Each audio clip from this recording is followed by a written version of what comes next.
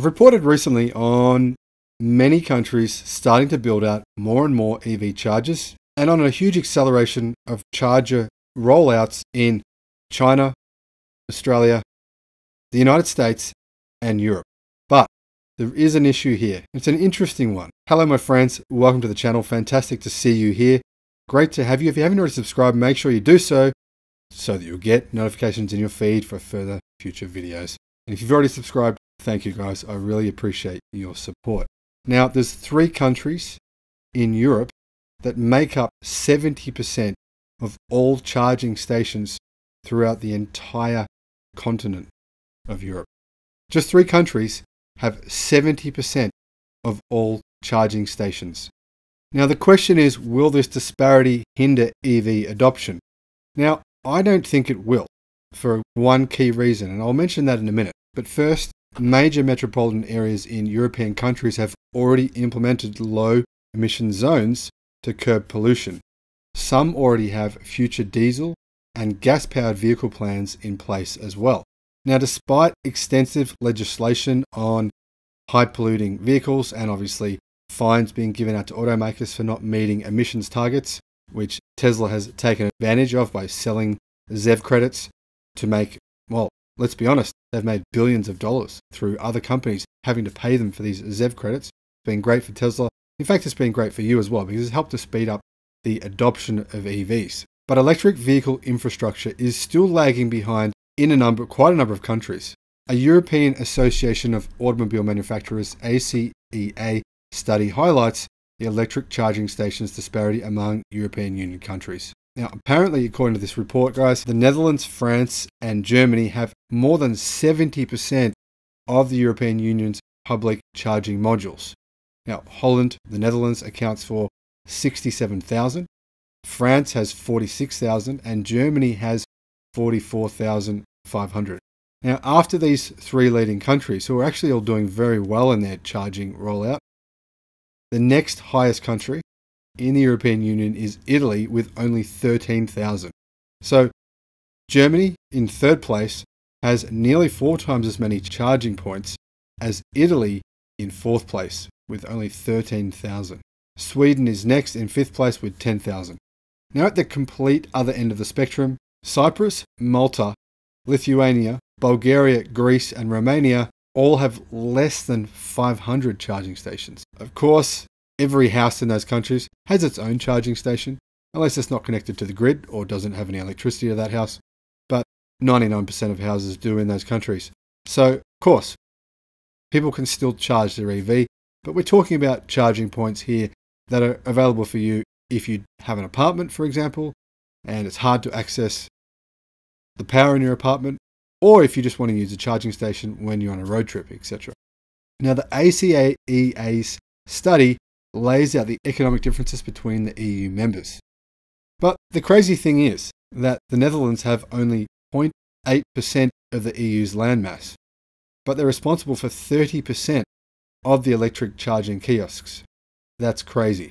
Now, conversely, Romania comprises almost 6% of Europe's total landmass, but only contributes 493 charging stations, or 0.2% of the 225,000 stations. Now, Europe's electric vehicle sales were up by about 89% in 2020, and they'll be up a further 100% at least in 2021, by the end of 2021. But the unbalanced infrastructure definitely could hurt EV adoption in some of these countries. According to the ACEA's calculations, the EU will need to implement 6 million public charging terminals to support its initiative, cut CO2 emissions in half by 2030. Now, I think if the EU wants to accelerate EV adoption, I mean, obviously the EU really wants to have everyone driving an EV by 2040. That's one of their goals. Then to do that, they're going to have to invest in infrastructure and come up with a plan that helps many of their poorer countries implement much needed charging stations. Obviously, it's hard to implement a diesel and petrol ban when you don't have enough electric charging stations to power the future. However, my thoughts on this. Well, realistically, the countries that produce vehicles are the ones who have the most power. So charging stations or not, if Germans or if the French or if people in the Netherlands, they buy the most cars per capita, and of course, not to forget the UK, they also buy a lot of cars per capita. If those four countries together, in addition to obviously Norway and Sweden, where EV adoption is extremely high, buy more EVs, then this will lead to manufacturers deciding they need to make more EVs. And I don't think that these poorer countries will have much of a say in which vehicles are manufactured, because truthfully, vehicle sales in those countries are much lower. Just the facts. So that is one positive of the situation. Another positive of the situation is, remember, look at a car like BYD Yan Pro or the Yen Pro. Look at the BYD EA1. Now these cars cost only around about just over $10,000 in China. BYD plans to bring out their vehicles, so does MG. MG also have very cheap EVs in China. Both companies plan to bring out their EVs in Europe.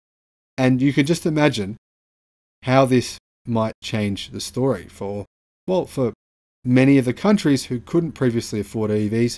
Well, once they can afford an EV, they may be much more likely to want one, and therefore to put pressure on their government to install more chargers. So bringing down the cost of EVs, of course, will obviously have a flow-on effect to more EV chargers being built.